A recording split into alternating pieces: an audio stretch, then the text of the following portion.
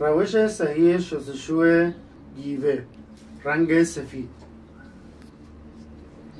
مواد لازم: یه جفت دستکش، رنده، مسواک، حتما تاکید میشه که حتما نرم باشه، و آب ولرم و یه تیکه صابون.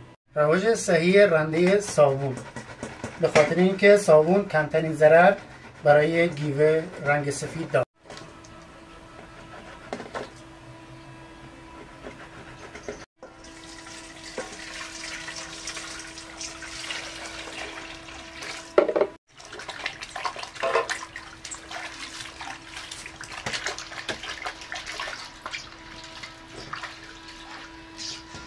و حالا آماده است برای شستشوی گیوه.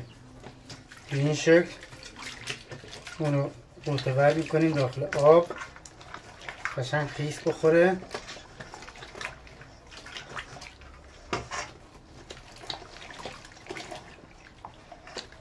بعد از حدود 10 تا 15 یا 20 دقیقه اونو در میاریم و شروع میکنیم با مسواک تمیز کردن.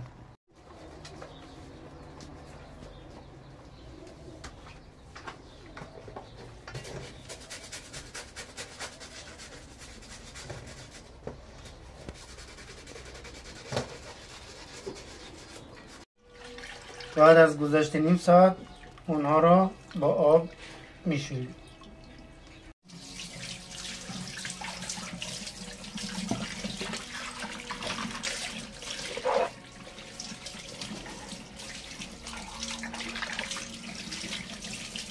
چون خراب نشه از این بطری روش ساده استفاده میکنیم.